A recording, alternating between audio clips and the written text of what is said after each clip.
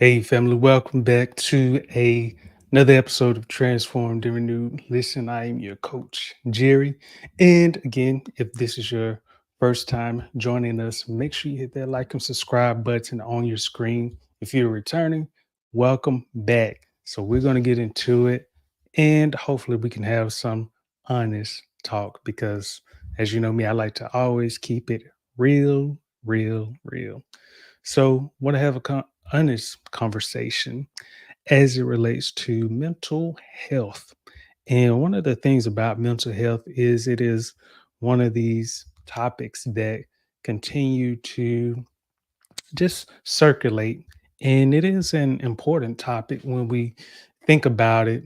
You know, there are so many different scenarios where mental health is pretty much a main concern in at least in terms of how certain situations could have been prevented.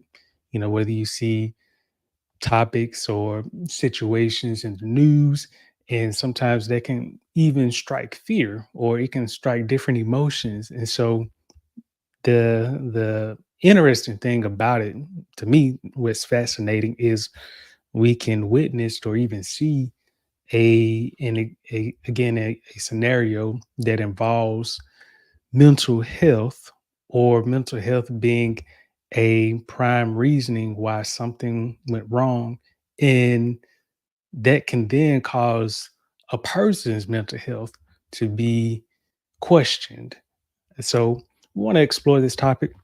Got some stats for you, but with anything, I always like to break down the definition because that way, as we understand the definition, we can actually move forward and we don't have to guess, okay, this is what this means.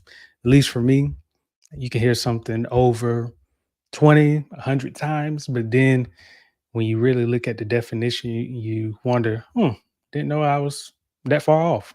So, when we think about mental health, this is going to be related to your emotional, your social well being, your psychological well being, basically how we think, act, and feel. It can pretty much be your personality.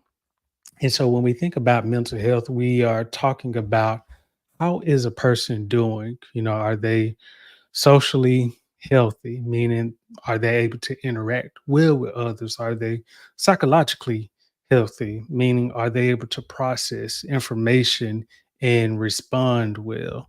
You know, do they deal well emotional, meaning kind of similar to psychological, but emotional is how do you react or how do you respond to different situations? Do you pretty much go from 0 to 200? Okay, this is past 100. Or do you tend to be calm, level headed? So these are just, again, some of the definitions behind, or at least what makes up mental health. And so, as we think about it, and I can tell you some, again, some scenarios where mental health is is always a concern. So, if we go back just a couple of years ago, back to the pandemic, we realized that many people were dealing with mental health. Some people actually were very emotional, you know, dealing with just hardship, being inside, not being accustomed to being on the inside for months or even having to deal with people. Sometimes you can be busy doing so many other things, and then you realize that life has changed on you and you have to deal with some changes that you, to be honest, never welcomed. They just welcomed themselves into your life. So that can be a challenge itself. But as we think about that, that brought on a lot of additional anxieties, depression. When I think about prescription, yeah, because when your anxiety increases, meaning you begin to get anxious, you don't like how a situation is. You know, a lot of times people resort to drugs or any type of medicine that can numb, just hold down that emotion so I don't have to deal with it. I want to be happy. And so thinking about pharmacy, that goes up in terms of the medicine, the prescriptions that are drafted, written, the different drugs that are sold, advertised. One of the interesting things that I've noticed is that I can always tell how well the pharmaceutical industry is doing based on the different commercials I see, as well as how often they replay themselves. And to me, that is a sign that things have not gotten better when you think about drugs and how people use them, just even to deal with some simple things in life. And so, one of the things, like I said, I wanted to do was share some stats with you. And this way, you can actually, again, not take my word for it, but you can actually see it for yourself. And this is actually coming from the Mental Health of America.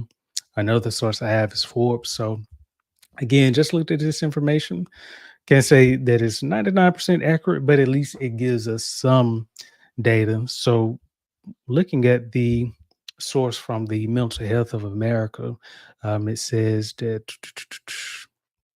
2024, okay, because I wanted to make sure that we got a recent finding. 2024, 23% of adults experienced a mental illness in the past year. So you think about 23%, you may be wondering, well, how many Americans is that? Well, according to the Mental Health of America, this estimates to about 60 million Americans. So that's about 23%, which is basically about a fourth of, I guess, the key findings. So however many individuals they polled in this key finding, we can estimate that it could be roughly, if it's 25%, which is probably 2% more, could be about 90 million, maybe 100 million. So we can roughly estimate maybe 400 million Americans were surveyed, but at least from this one, it shows that 23%, 60 million, or the equivalent, 60 million Americans experienced mental illness. Now, that is pretty high. Basically, a fourth of Americans. Then, this is even astonishing. 2022 had the highest number of deaths by suicide ever recorded in the US. Now, I guess to me, that was pretty well, I guess surprising in a way because I would have thought during the pandemic, because of uh, just so many news reports, that would have been a the highest year. But it actually reported 2022 suicide by deaths. Okay, 1 in 5 youth had at least one major depressive episode in the past year, so that's about 20%. Over a half, basically about 3 million youth did not receive treatment. Okay. Of those who did receive treatment, only 65% said it helped them. Okay. Just some more stats for you. 1 in 4 adults, okay, with frequent mental distress could not see a doctor due to cost, a 2% increase over the last report. So, as I mentioned, when it comes to as I mentioned earlier about the drugs and the pharmacy industry, when you see different, when I see different advertisements, this kind of actually confirms when we think about the healthcare industry or the pharmaceutical industry. It basically increases year over year, and I have not seen where at least in 5 years that it has significantly plummeted. It has pretty much just soared year over year. And it is pretty much based on, the healthcare industry knowing that people depend on these drugs. And I'm not saying that some drugs are not helpful, but I can also say that not every drug that you see is really doing anything, because at the end of the day, if it was really doing something, would there be an increase? There would likely be a stabilization or at least a slight decline in how many individuals are using the drugs if it was as effective. that is, to me, is just my feedback, not any feedback to make you make any decisions, but something to think about. Let's go down and look at some more stats because again, this is interesting to me. Let's see. It says 9% of the youth in the US had a substance use disorder in the past year. Basically, youth were likely to struggle with drugs, more likely to struggle with drugs than alcohol. 3% had an alcohol disorder in the past year, while 7% had a drug use disorder. And so, it says more than 5% of the US adult population, so this is about 12.8, roughly about 13 million people, reported experiencing serious thoughts of suicide. So after slight decreases in suicide deaths between 2019 2020, the number of individuals who died by suicide in 2022 was the highest number ever recorded in the US. As I mentioned earlier, I think that that 2022 had the highest death rate. And so taking this information, taking, I guess, a little bit from Forbes, again, it shows that 23% of adults experienced a mental health condition, which pretty much confirms what we had mentioned earlier. So that's a little under a fourth of US adults experiencing a mental health condition. Let's see. 2022, about 33% of adults experienced both a mental health and substance abuse condition. Okay. Veterans, about 5.2 million experienced a behavioral health condition. So this could be um, post traumatic stress syndrome, PTSD, where there's a situation that could remind you of something, and you may, a veteran may just have an episode. Could be fireworks, which I know often people may use during the 4th of July or any other holiday. Sometimes it could just be hearing loud sounds, instant sounds, whether it's a gunshot or even hearing a car that is backfiring, and that a can cause a traumatic memory to occur. And let's see, in 2020, suicide is the second was the second leading cause of death for U.S. children ages 10 to 14, preceded only by unintentional injury. Sad. 2021, 51 or about 52% of U.S. women received mental health services, while only 40% of men received mental health services. And so, for our last one, young adults 18 to 25 in the U.S. have the highest rate of experiencing any mental health concerns. So that's about 34% compared to adults aged 26 to 49, and the highest rate of serious mental illness at about 11.5%. So young adults, 18 to 25, essentially, have the highest rate of experiencing any mental health concerns. So again, that was just me pretty much about 15 minutes reading some stats to you. And this is important again because, a lot of the issues that we see, sometimes it is talked about, but a lot of times it is not talked about in terms of how we can best deal with it. And I also realize that there are a lot of platforms that will not address it, or even address it as much. So, for instance, and I know that what I shared could cause us to be maybe in violation, but I don't really care, because I like to share this information with you. And so, when we really think about mental health, a lot of times it can come from the media that we use, i.e., what I'm using currently. And channels that we typically like to view could be a main cause of mental health when you're taking in so much. Okay. If you are scrolling, you are looking at so many images. How many? Maybe 50, 100, some people 1,000, over 1,000 videos, images a day. And so what you don't realize is that your brain is doing a lot of processing and you're thinking about a lot of different things. Your brain is not able to essentially handle that much information under normal circumstances. But because you are drawn to finding something, and again, I can't say that I am innocent of this, but I have learned that there is, you have to have discipline when it comes to different things because again, mental health is very serious. It has not decreased at all, and there's nothing wrong with saying, hey, I need some help.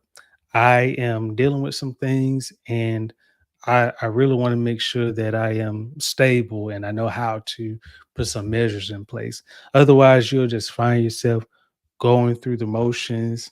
You're scrolling a lot. You're wondering why you feel down or depressed. You're wondering why you just want to give up on life. And sometimes you could be wondering, why do I want to take myself out and take others out? Why do I just feel this low about life? And it could just be a lot of things that you have been avoiding, whether it's, and I'm not going to even say being around people, because sometimes you can be around people and you can still feel just empty inside.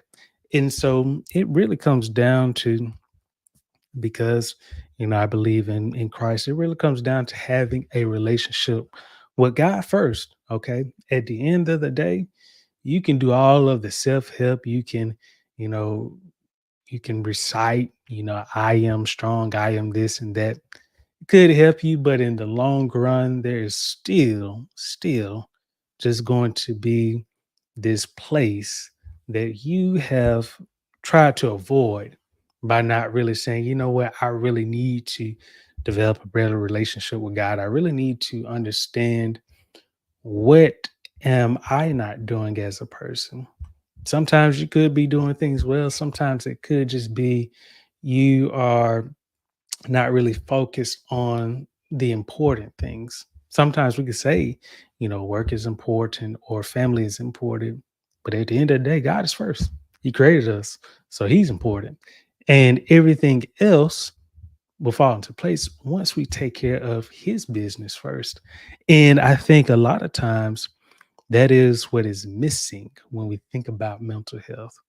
When we really try to, I guess, diagnose and really understand, make sense of what can really solve this. Many times I hear, whether it's um, the women who are going for the Miss USA, heard said, we want want global peace, want to end world hunger, and those are, great things. But at the end of the day, how many of us know that there has not been anything close or even remotely close to global peace? You're hearing about, different countries that, want to go against another country. One country is talking noise, another country is saying, well, I ain't say that. Okay. And we ready to go to war. Okay. And then you have people who are just so obsessed with, oh, we about to go into war, or, this is going on, and we don't know what to do. And sometimes things just do not involve you having to take them on. How many of you realize that you have mentally taking on just a lot of different topics or just even situations that you really don't have to take on? At the end of the day, you it really does not need your help. Okay, you'll likely be fine even if you don't think about it. Okay, and I think sometimes we can overthink about situations, and it can just eat us up, and we never ever come into contact with that situation. Person can worry about, well, I hope my house don't get shot up, and it never will. But you just worry about that over and over again. Or you may worry about, will we have enough food? Will we have enough money?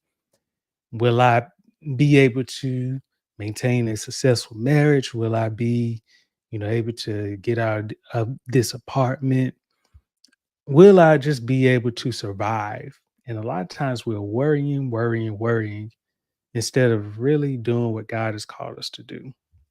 And so, at least for me, I know that this is a lot to digest, but that's kind of my takeaway when it comes down to how we really deal with mental health. And again, I won't say that there are, you know, that every drug or drug that is out there is bad. I realize that if a drug helps a person to function as they should, meaning helping them to make a good living, helping them to be sane, acting normal in their right mind, then hey, if it can provide that benefit and it doesn't cause a person to delay their responsibilities or doing what they need to do, then I have nothing against it. But I'm also aware that there are a lot of drugs that can act as fillers, and many people are paying for them, having a placebo effect, in which it could be something as simple as sugar, or it could just be a common, I guess, ingredient in your kitchen cabinet.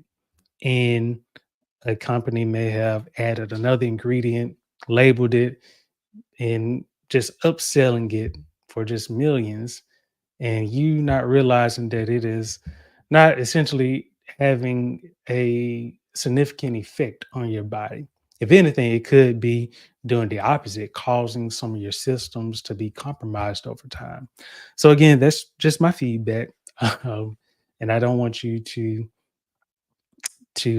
view what I'm saying as absolute. But again, it's just information that I've learned and I want to share with you. So hopefully, as you think about mental health, you start to have some conversations about, how am I mentally doing?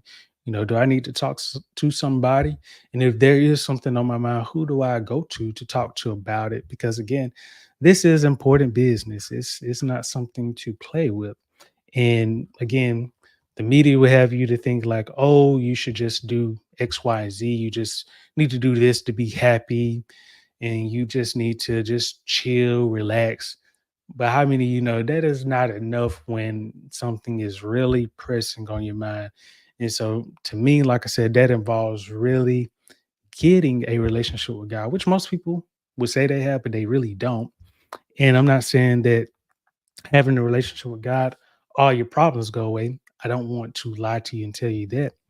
But I can tell you that you will have the resources to know how to effectively deal with mental health and not let mental health deal with you. Because when it deals with people, as we've seen from some of these numbers, it can cause the suicide rates to increase. And that is one thing that we do not want to see. So hopefully you enjoyed this information. If you have any questions, feel free to reach out to me because, again, I know that this is a serious topic, deep topic, but again, it's an honest topic. And I want us to be honest about mental health.